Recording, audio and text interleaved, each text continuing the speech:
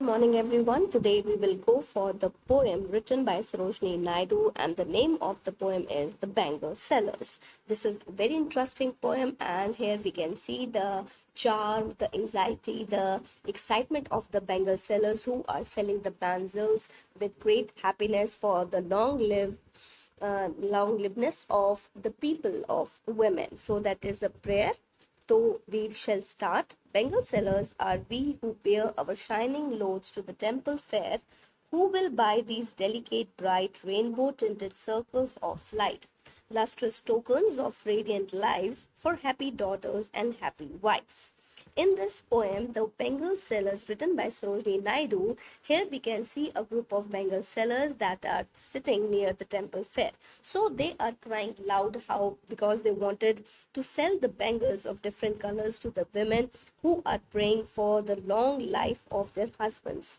तो इस कविता में यहाँ पर नरेटर कहता है, नरेटर जो बोलने वाला व्यक्ति है वो एक बैंगल सेलर है और वो कहते हैं कि उनके सर के ऊपर बहुत सारे चूड़ियों के जो है वो बहुत सारे लोड बंडल्स रखे हुए हैं उनके सिर पर, और वो मंदिर के पास जाकर वो जोर जोर से चिल्लाते हैं कि चूड़ी ले लो, चूड़ी ले लो। जैसे कि हम बचपन में देखते थे, जब ये आज के जमाने का इंटरनेट नहीं था, उस समय अब सभी चीज़ें बहुत इजीली अवेलेबल हो जाती हैं, और जब इजीली अवेलेबल कोई चीज़ होती है तो उस चीज़ का चार्म जो है वो ख़त्म हो जाता है। वो कहते हैं कि जितने भी ये बैंगल सेल करने वाले व्यक्ति थे, ये सभी अलग अलग प्रकार की चूड़ियों के डिज़ाइंस लाते थे, कलर लाते थे, और अलग अलग तरीके की उनके शेप्स भी होती थी। तो ये जितने भी चूड़ियों का जो सिंबल होता है, जो चिन्ह है, जो प्रतीक है, वो इसलिए है ताकि हमारी बेटियां, हमारी बहुएं खुश रहें, और वो अपने पति की लंबी उम्र के लिए इनको एक सिंबल के रूप में पहनते हैं कि जितने भी हमारे हाथ में सुहागन की जो है वो निशानी कही जाती है। So some are meet for a maiden's wear silver and blue as the mountain mist,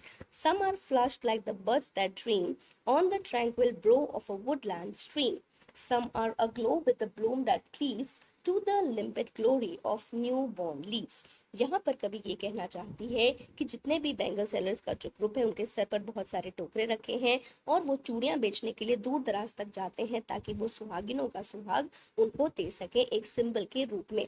वो डिस्क्राइब करते हैं कि जितने भी ये चूड़ियों की जो ढेर है, ये सभी चूड़ियां जो है उन सभी की कलाइयों में फिट आती हैं जो शायद कुंवारी लड़कियां हैं। उसमें सिल्वर कलर का रंग की चूड़ी है, नीले रंग की चूड़ी है, और ये चमक ऐसे दिखती है जैसे पहाड़ों के ऊपर जो है वो धुंध आ जाती है, और उसमें बहुत सारे कलर्स की चूड़ियां हैं जैसे गुलाब की पंखुड़ियों की तरह, और जैसे कि जंगल में कोई गुलाब खिलता है उसी प्रकार से कुंवारी लड़कियों के हाथों में ये चूड़ियां बहुत ही सुंदर लगती हैं। Because these some of the bangles are shining and they are just like the newly born leaves. जैसे नई पत्तियां होती हैं वैसी जो नई नई सुहागिनें होती हैं उनके लिए चूड़ियों का जो प्रतीक है वो बहुत अद्भुत होता है, खूबसूरत होता है, और ये उनकी कलाइयों के लिए बिल्कुल ही सूटेबल है।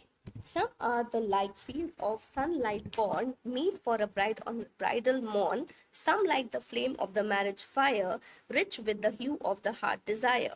Tinkling, luminous, tender and clear, like her bridal laughter and bridal tear. In lines में पोइटस कहना चाहती है, the poet's describes the bangles जो ब्राइड्स के लिए सूट करती हैं जब वो अपनी शादी वाले दिन पर उसको पहनती हैं, जैसे सूरज की रोशनी कॉर्न के खेतों में यानी कि मक्की के खेतों में पड़ती हैं और पीले रंग से वो महक जाती हैं। तो इस वजह से ये जो चूड़ियां हैं ये भी महकते हुए रंगों की तरह बाहर आती हैं, और किसी का भी दिल उनको देखकर खुश हो जाता है। So these bangles are shining, ये बड़ी अच्छी हैं, चमकदार है, टेंडर है, नाजुक है, साफ है, और किसी भी सुहागन की खुशी के लिए बहुत ही अच्छा सिंबल है। सो इस स्टेंजा के अंदर हम देखते हैं कि यहाँ पर एक स्वीट मेलोडी, एक सॉन्ग के रूप में इसे दिखाया गया है।